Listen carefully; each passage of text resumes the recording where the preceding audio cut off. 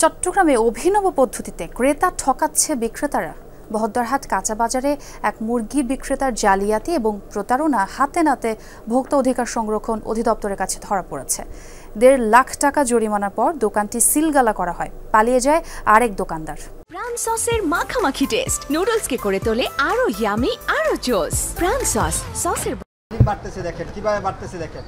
Digital ওজন স্কেলের এক কোণে সুতোয় পেঁচানো আংটা, যেটি স্পর্শ করলে ওজন বাড়ে কয়েক গুণ, ছেড়ে দিলে সব স্বাভাবিক। চট্টগ্রামের বহদ্দারহাট কাঁচা বাজারে ভোক্তা অধিকার সংরক্ষণ অধিদপ্তরের অভিযানে হাতে নাতে ধরা পড়ে এই মুরগি বিক্রেতার জালিয়াতি। ওজনে কম দিলেও ক্রেতাদের বোকা বানাতে দিতেন বিশেষ ডিসকাউন্ট।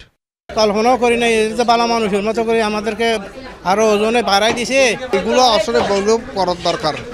যে ওরা যে চুরিগুলি করতেছে এটা কল্পনা করার মতো নয় যে একটা রশি দিয়ে মানে লড লাগাই দিয়ে টানতে আছে, ওজন বাড়তে আছে। আইনে যে আছে সর্বোচ্চ শাস্তি চাই এবং জেল জরিমানা না হলে কিন্তু এটা এখান থেকে সরে আসার কোনো উপায় নেই।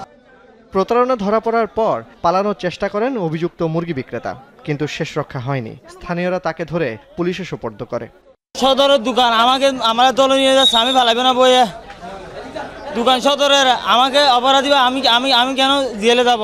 আমরা এই বাজারে তদারকি করব, যে চুরি করবে তার দোকান বন্ধ, বাজারে বাড়ি চলে যেতে হবে। আমাদের সিদ্ধান্ত হলো এটা। ওজনে কারচুপি এবং ক্রেতা ঠকানোর দায়ে সাতকানিয়া চিকেন স্টোরকে ১.৫ লাখ টাকা জরিমানা এবং দোকানটি সিলগালা করা হয়। আমার যেটা বর্তমানে মনে হচ্ছে শুধু এই দোকান না, হয়তো অন্যান্য আরও অনেক দোকান আছে, সেগুলোও এই প্রতারণাটা করে থাকতে পারে এবং সমূহ সম্ভাবনা রয়েছে। অভিযানের খবর পেয়ে দোকান বন্ধ করে পালিয়ে যায় এক মাংস বিক্রেতা। জুবায়েত ইবনে শাহাদাত, যমুনা নিউজ, চট্টগ্রাম।